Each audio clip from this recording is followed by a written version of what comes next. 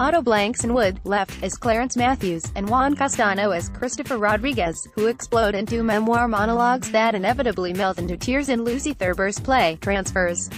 Sara Krulwich, The New York Times. Their lives, the young men insist, should not be reduced to stories, to the sort of sentimental or sensational anecdotes that might captivate a college admissions office. The anxious heroes of Lucy Thurber's Transfers are boys from the Bronx who find themselves amid the manicured groves of a New England campus, and they understandably bristle at the prospect of being packaged and sold as novelties in an ivory tower world.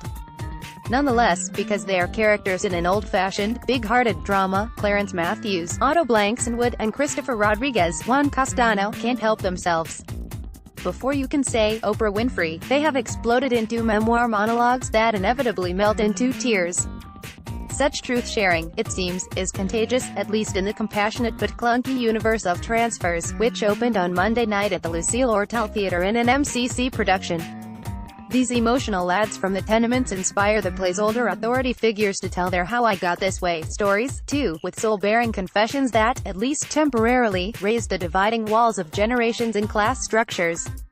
Clarence and Cristofer, who lived in the same tough neighborhood as children, say more than once that it is impossible for anyone who hasn't experienced the harshness they knew then to understand them. That's the challenge that Ms. Thurber, the director Jackson Gay and their 5-member cast are trying to overcome here, using the theater's license for empathic eloquence to bridge the gaps among social strata. Yet, Transfers, which has been assembled with obvious care and affection, would be a lot more convincing if its characters weren't so prone to articulate fits of revelation. It is, paradoxically, when these people can't find their words that they seem to say the most, allowing us to glimpse the aching vulnerability that activates their defense systems.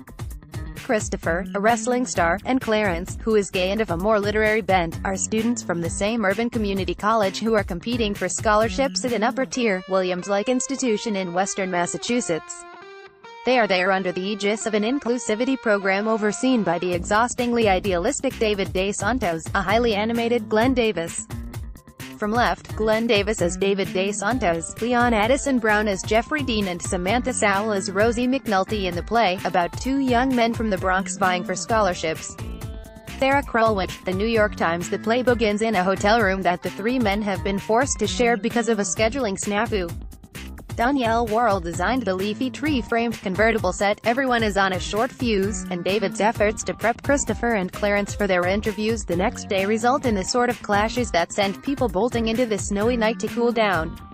Clarence pretends not to have met Cristofer before, but each knows uncomfortable details about the other's past, an awareness that initially keeps the metacoil removed. The cast is rounded out by Leon Addison Brown as Jeffrey Dean, a pompous professor of literature who is assigned to assess Clarence, and Samantha Sowell as Rosie McNulty, the hard-shelled rugby coach who vets Cristofer. In both encounters, the interviewers wind up talking as much about themselves as their interviewees do, and Coach McNulty's session with Cristofer improbably degenerates into an all-out psychological striptease. The plot's marginal suspense lies in which, if either of the young men will be accepted by the school. Will it be Clarence, whose interviews seemed to go so smoothly, or Cristofer, who self-imploded in his? Their fates are decided in the play's penultimate scene, in which the older characters argue passionately, while revealing the arbitrariness and blind spots of any college admissions process. That subject is addressed more satirically this season in Joshua Harmon's Admissions. Ms.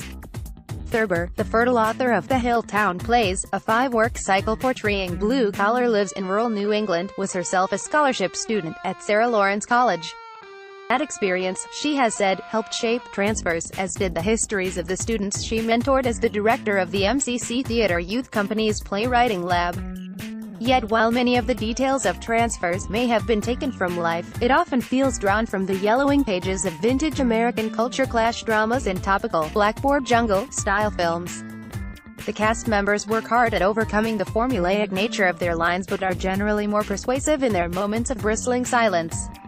Mr. Blankson-Wood, who made a fierce impression as a rising art. Mr. Castano, Oedipus El Rey, has presence to burn, but he endows Cristofer with a Brando-esque excess of nervous intensity. The hot and cold chemistry between these young actors provides the show's most genuine sparks of emotional credibility, as Cristofer and Clarence gradually acknowledge the shared history that binds them. You should know, though, that this is the sort of play in which you find yourself counting down to the moment when these mutually suspicious rivals fall into a supportive bear hug. Category: Off-Broadway, Play, Drama. Runtime 1 hour and 40 minutes. Credits written by Lucy Thurber, directed by Jackson Gay. Cast: Ato Blankson-Wood, Leon Addison Brown, Juan Castano, Glenn Davis and Samantha Sowell. Preview April 5, 2018. Opened April 23, 2018. Closing date May 13, 2018. Upcoming shows: Wednesday, April 25, 7 o'clock p.m. Thursday, April 26, 8 o'clock p.m. Friday, April 27, 8 o'clock p.m. Saturday, April 28, 2 o'clock p.m. Saturday, April 28, 8 p.m. This information was last updated April 23, 2018. A version of this review appears in print on April 24, 2018, on page C2 of the New York edition with the headline, Our Monologues, Ourselves.